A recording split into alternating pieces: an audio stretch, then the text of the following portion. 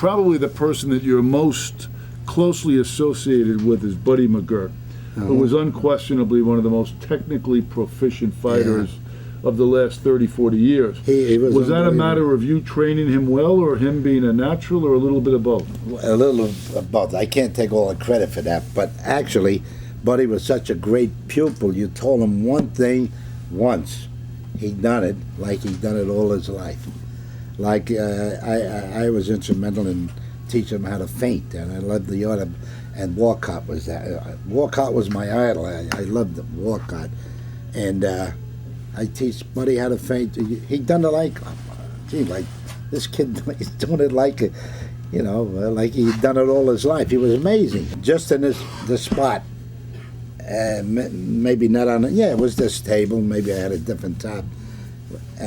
There would be Jack Dempsey here, Graziano, Rocky loved to come here, you know, and Jake LaMotta, anybody would. Joey Giardello is a dear friend of mine.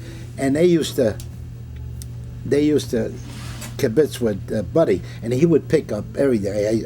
I tell Buddy like this, Buddy, you know these guys, you listen to pick all their minds. I said, I can't teach you everything, but you take a little from him, and you know, put it all together. You're a bright kid, you could, you know, and that's what he done. He used to sit here for hours talking and kibitz with him. And, well, there's always been a little rumor that Buddy might even have a little Italian in him. Yeah, it sure was. True, maybe by I think so. osmosis? Yeah, I was with Buddy 14 years, going on 15. What happened, his first 10, 11 fights, I didn't train him. I put him with one of my trainers, an old-timer, with Dom Amorosa, the next fighter, fought Sandy Sadler. You know, had a lot of fights. You could tell the way he talks, but he was great with conditioning, great. The things I seen in Buddy, he wasn't doing what I liked because I seen different talent in him, and Dom had him training like Henry Armstrong coming in, you know, being that he was short, he wanted him to stay low, and I said, Dom, you got to teach this kid how to feint, how to do everything, you know. Counter punch, right hand over the jab, and he was great with that. He was great in a lot of things. Oh, you're going to tell me how to do, you know? And we had to sit down and I decided I'm going to take over. That was the 11th fight. And it was so easy. I'm so easy to make this kid break into boxing, you know, and all the knowledge that I had about boxing, I wanted to fill his head up with, you know, just being around the champions that he was. Giardello used to kibitz with him, and all the guys, Jesus, the good times we had together. But he was such a great, great pupil. Patty Flood was my dear, dear friend. There was a guy that boxing really missed. I mean, we could have learned a lot from Patty. He was a sweetheart, and I was able to put Mustafa in his first professional fight up in where was it? Upstate Binghamton, New York. Binghamton, New York. And as Mike Estefire. As or Mike Rocky Estefire. He couldn't even talk. He couldn't even pronounce his name. He was a funny, but he had the onions. You know, he was a powerful kid. He beat the hell out of the guy in 6 rounds. It was a straight fight. Guy's name was Pat Quilo. Quilo, yeah. Anyway, it was a local. It was one of those guys fighter, you know, and we weren't going to beat this guy for nothing. And they gave the other guy the Duke, but he was the clear winner. We were the clear winners, and I was able to promote,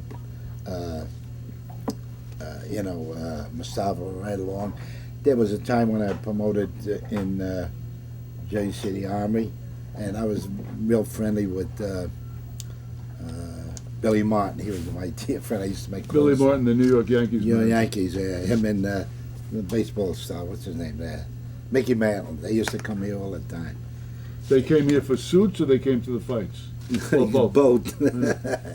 But Billy loved boxing. He loved it. He used to have a heavy bag and a speed bag in his own office there, you know, and he used to train every day before a game. He loved to fight. I says, it's okay if you know how to fight. He says, oh, I could fight, you know.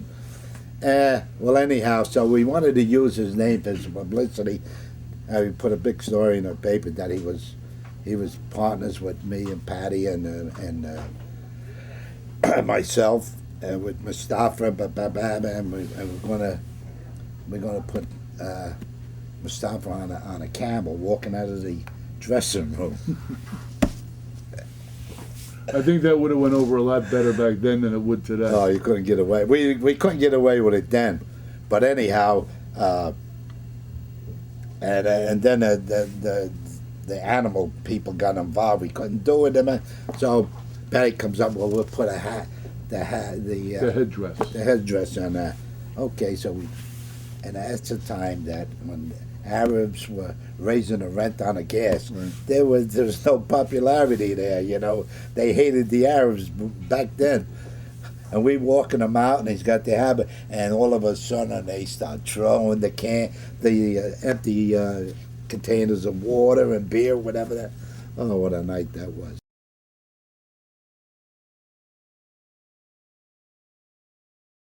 One guy that might have fooled you a little bit that you worked with for his biggest fight of his life against Mike Tyson was Andrew Golotta. Oh, sure. And no one will ever forget the image of you pushing him out to fight, a fight that he very conceivably could have won, but just refused to go out. What happened? He's got so much larceny in him. That's what it is.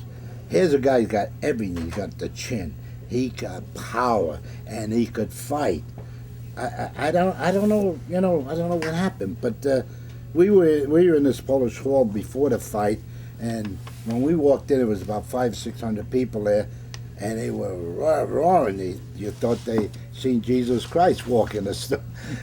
I says, "You see that, Andrew? You can't let these people down. You got, you know." I was building them up all the time. I was training him because I knew he would quit on me. I told you, "You ain't going to quit on me, because if you do, I'll hit you with the stool. I'm telling you."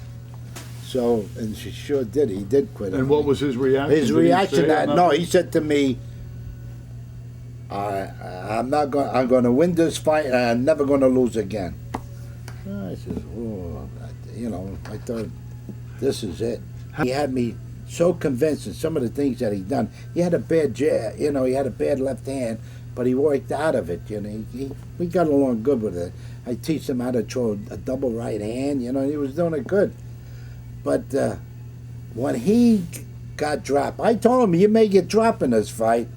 I said, but just bite on that mouthpiece, you know, and just fight. And when he got dropped, if you look at the fight film, his rear end never touched the canvas. He held himself up. So when a fighter does that, he's okay, you know. Well, do you think he was terrified of success, or was he scared of disappointing his fans? What do you think? A little of everything? A little of everything, you know. And he was more concerned about making the money. Let's take the money and run. That's what he figures. Yeah, that's an easy way out, you know. But he had so much talent. He could have been the heavyweight champ. He really could have. I think he blew $100 million that night. I have no idea till this day. I don't know why he done what he done. He never gave himself the opportunity. And if you look at the fight films, and I was begging him, Andrew, please don't do this to yourself. You'll be the sorriest person the rest of your life. Don't do this to yourself. Who were some of your personal favorites from 70 years in boxing? Oh my God, geez! I loved Walcott. He was my favorite. You know, he inspired me to be a fighter. You know, I couldn't become a dancer, so I wanted to be a fighter. But I used that. Any good dancer is a good fighter. I would think so. Anyhow, I love Giardello. He had tremendous talent. Ray Robinson, you can't say enough about him. The greatest fighter I ever seen. Willie Pep, great fight. I was able to box with Willie when I had my gym over here. We were training, and he was looking to make a comeback, even at a late age, you know. And we were boxing. He was amazing with his movement, you know. Well, Al, back in the 50s, you worked out at a gym in Hoboken, and they were filming on the waterfront there. Yeah, And every day in the gym, Marlon Brando would come in and train. You said he never had anything to do with the fighters that were working out there. No. You know, it's a funny thing. I never knew at that time, but he wanted to make the Rocky Graziano story. He would have fit that bill top notch. I don't think the other guy done a good job on it. Paul Newman. Paul Newman, nice guy and a great actor, but he didn't fit into that. He didn't fit into that role. And Marlon Brando, I don't say he came there every day, but he knew I was a fighter. He knew that Danny Rubino, who was a main bout fighter, and he used to come there and he knew how to fight. He knew how to fight. My manager was the stand-in for him in the fight scenes when they were on the piers and they're fighting on the sand. That was my manager, Cowboy Luciano. Good fight. He looked just like him. Now, over the years, you've worked with some other actors that wanted to be fighters. Mickey Rourke, John Belushi, Robert Conrad, John Deal from Miami Vice. What is it? What is it? I think you were in his corner for his. I walked out of it just before he got knocked out. What is it about these actors that want to? They either want to own restaurants or they want to be fighters. Fighters, you know, it looks so easy. Boxing, I thought it was easy too, coming from a tough neighborhood. But boxing is an entirely different thing.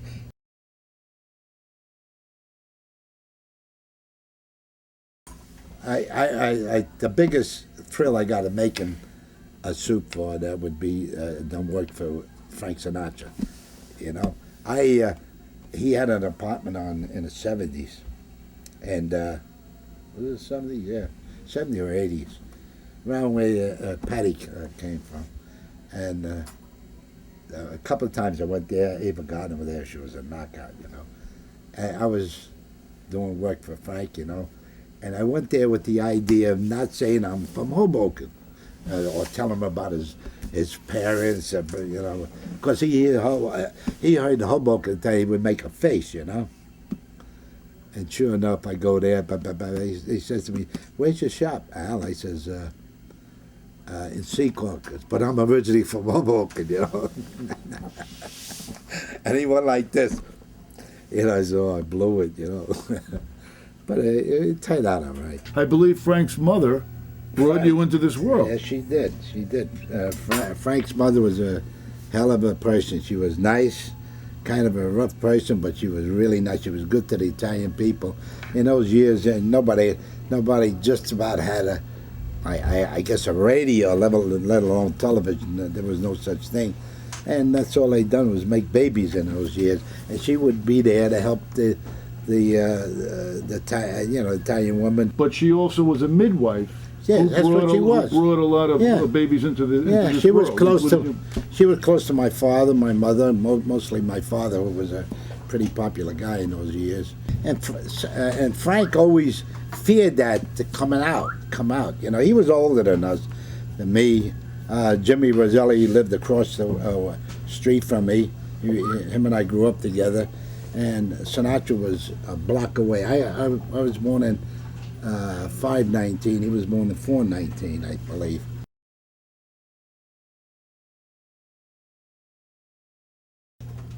There was a time I did say to him one time, "Rocky, you know, what made you so powerful and everything, you know, and determined?" He says, "Al, I had so much determined, and I fear no one. There is not a guy out there that I fear or who could lick me." This is what he thought. Well, it's not just humans he wasn't afraid of. If I remember correctly, he told you a great story about having to make an emergency plane landing in Africa. Yeah. You want to tell our listeners and viewers about that? There was a time that my friend Ben Danzy was with him. They went to Africa for some kind of promotion, and they had to make a landing in the jungle there. And the pilot says, it was one of those couple small planes, and they said, "Don't go too far away from the the plane, you know, because there's lines out there." And he had said to the pilot, "Lines?" He says, "They only have teeth." He probably meant he probably did. He really did. He feared nothing, you know. There was a time that Lou Marciano, his brother, told Rocky when he was fighting Walcott, and he said to him, Rocky, how do you think you're going to make out with him? You know, you think? And he banged his fist, you know, and he got mad at his brother. Don't you ever have a doubt on me. Don't ever doubt me. He says, I fear no man, and there is nobody out there who's going to beat me. No man, I fear nothing. And Rocky told me that when he got hit with that right hand or left hook, I think it was a left hook, when he went down on one knee, he said he was so embarrassed. It was more an embarrassment, and both times that he got dropped, it was always an embarrassment. A friend of Mustafa's too, right? And this guy, you know who this guy is? Yeah, sure. Tom Ridge. Yeah, he was Homeland Security. Yeah, but he was also the governor of Pennsylvania. After this picture was taken, he got fucking indicted. For what? He's with he's in a betting parlors all over the world, you know, and the government trying to put a clamp on. But he beat the case, though. He beat the case. A great picture. Dempsey and Cinderella Man. Oh, That's right. it. That's in my arena too. Is that you? Yeah, that's me. Oh, wow.